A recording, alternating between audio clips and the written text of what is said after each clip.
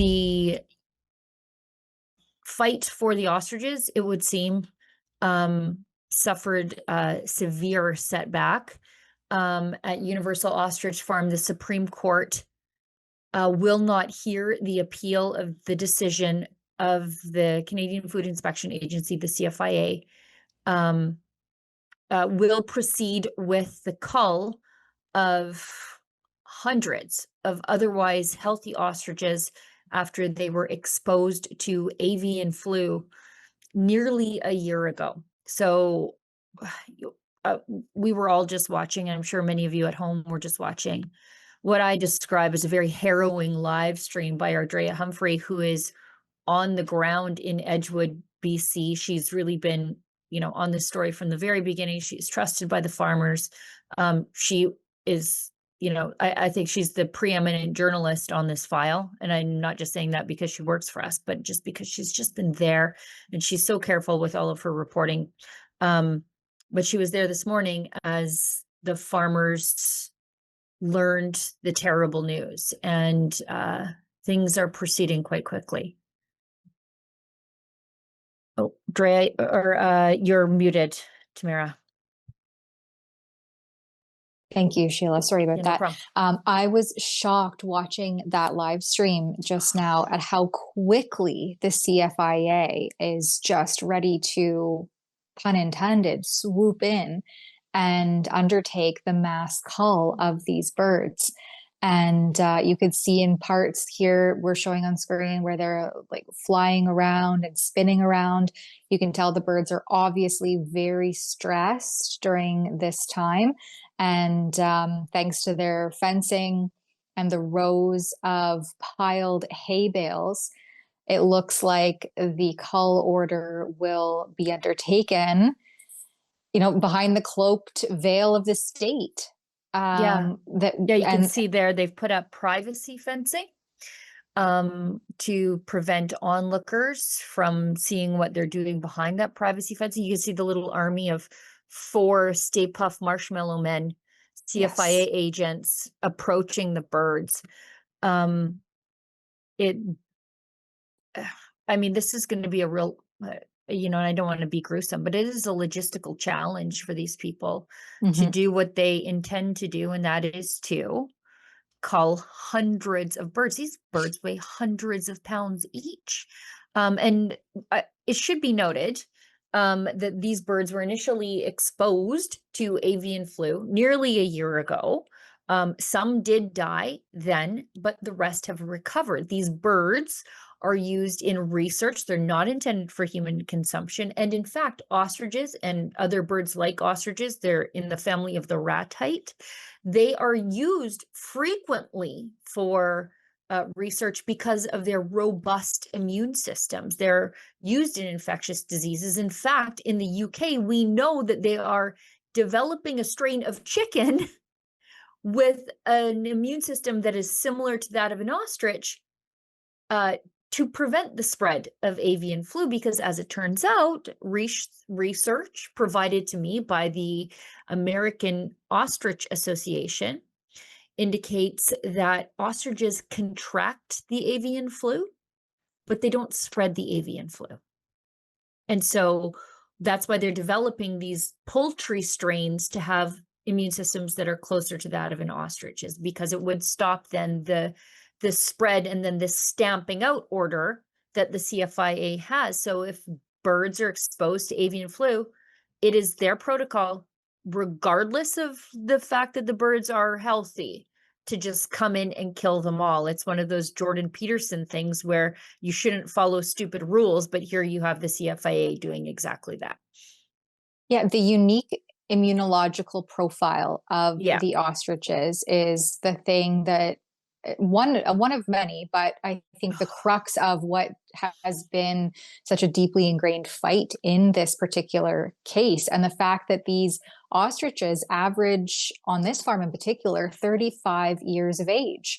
Yeah. And so these aren't a quick thing that you can just replace as though it were a smaller bird like a chicken, for instance. They take 35 years to develop. And then, of course, through this herd, when they have babies and new hatchlings, and as you mentioned, Sheila, their eggs, then those antibodies and that immunity becomes passed down intergenerationally. And that is going to be imminently destroyed by the CFIA, thanks to the fallout and inability of Canada's judicial system to hear any further arguments on this file. These are top-down orders coming from the likes of globalist entity and private organizations like the World Health Organization.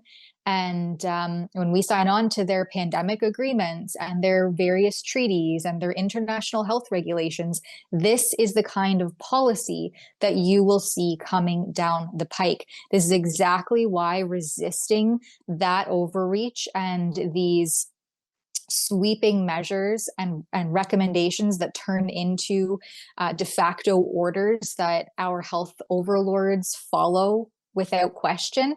This is exactly why that needs to be resisted and at least brought into a more democratically elected or democratically voted space. Like when we didn't vote on any of this, and these property rights, the destroying of research, of science, that is hugely concerning moving forward because, as we know, the WHO and the likes of its Director General, Tedros Ghebreyesus, tells us that there's a disease X looming, and the next pandemic isn't a matter of if, but when. And so if we don't stop this kind of state overreach now, it's only going to get worse. And I believe one of the speakers on there said, you know, what's next when your grandmother becomes a health threat? Can the state just come in?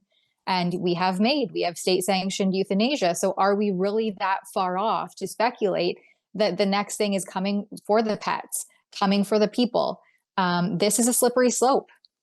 You know, I'm so glad you pointed out the lifespan of these ostriches. So it's 4 decades of genetics that will be thrown in the garbage here. These birds, as pointed out on the live stream that Drea was streaming from the farm in Edgewood, that these birds could potentially be older than a lot of people involved in their cull. This is not like regular poultry, like your broiler chickens. When you wipe out a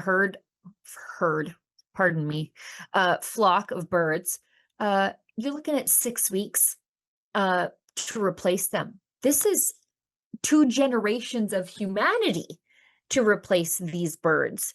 But you can follow along, I should tell everybody, with all of Drea's reporting on the farm at savetheostriches.com. She's been streaming all morning. She was up early. She was in the farmhouse at 6:45 as the news was broken. She's taking a few minutes to just recharge her devices. She might be going live again. We might grab some of that if indeed it does happen. But it should be noted that the CFIA and the RCMP, who are there at the behest of the CFIA, have had care and control of the farm itself since September 22nd. No birds have died of avian flu while the CFIA have been there. Now, one did die of lack of proper care after it was injured, after being spooked by an RCMP drone, and it ran full speed into a fence, and then it didn't get proper care while it was in the custody of the CFIA, which, I mean, if a regular farmer did that, you would potentially face charges of animal neglect, but it's the CFIA, so I guess it's okay. But the CFIA know that these birds aren't sick. They've had them for a month and a half, but that doesn't count for anything, I guess. And I noticed a little something on Drea's live stream a little bit before she signed off. And the CFIA agents, being lazy little government agents, they're not all that ambitious to chase these birds, and the birds are just frantically running back and forth for their lives. What I think they've done is, in anticipation of the call, they haven't fed the birds. And so the birds towards the end of Drea's live stream were following the truck of feed into the kill pen.